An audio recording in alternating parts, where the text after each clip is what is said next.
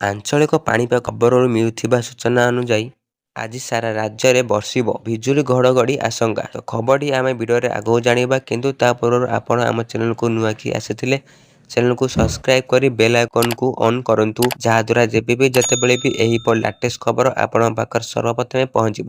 ରାଜ୍ୟରେ ବର୍ଷା ଜାରି ରହିଥିବା ବେଳେ ଆସନ୍ତା ସପ୍ତାହ ଯାଏଁ ପାଗରେ ବିଶେଷ ପରିବର୍ତ୍ତନ ହେବ ନାହିଁ। ତେବେ ବୁଧବାର ରାଜ୍ୟରେ ପ୍ରାୟ 24 ଜିଲ୍ଲାରେ ପ୍ରବଳ ବର୍ଷା ନେଇ ଆଞ୍ଚଳିକ ପାଣିପାଗ ବିଜ୍ଞାନ କେନ୍ଦ୍ର ପକ୍ଷରୁ ପୂର୍ବାନୁମାନ କରାଯାଇଛି। ଅଧିକାଂଶ ଜିଲ୍ଲାରେ 7ରୁ 11 ସେଣ୍ଟିମିଟର ପର୍ଯ୍ୟନ୍ତ ବର୍ଷା ହେବାକୁ ଥିବାରୁ ପାଣିପାଗ କେନ୍ଦ୍ର ୟେଲୋ ୱାର୍ଣ୍ଣିଂ ଦେଇଛି।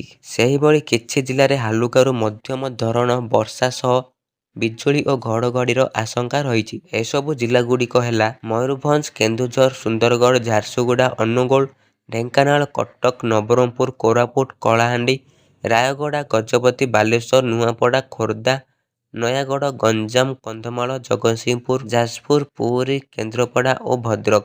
ଗୁରୁବାର ଉତ୍ତର ଓଡ଼ିଶା ସମେତ ଦକ୍ଷିଣ ଓଡ଼ିଶାର କିଛି ସ୍ଥାନରେ ହାଲୁକାରୁ ମଧ୍ୟମ ଧରଣର ବର୍ଷା ହୋଇପାରେ। ତେବେ ସୁନ୍ଦରଗଡ଼, ଦେବଗଡ଼, ସମ୍ବଲପୁର ଓ ଝାରସୁଗୁଡ଼ାରେ ପ୍ରବଳ ବର୍ଷା ହେବାର ସମ୍ଭାବନା ରହିଥିବାରୁ ପାଣିପାଗ କେନ୍ଦ୍ର ୟେଲୋ ୱାର୍ଣ୍ଣିଂ ଜାରି କରିଛି। 23 ତାରିଖ ଠାରୁ ଉପକୂଳ ଓ ପଶ୍ଚିମ ଓଡ଼ିଶାରେ ପୁଣି ଥରେ ବର୍ଷା ପରିମାଣ ବଢ଼ିବାର ସମ୍ଭାବନା ରହିଛି।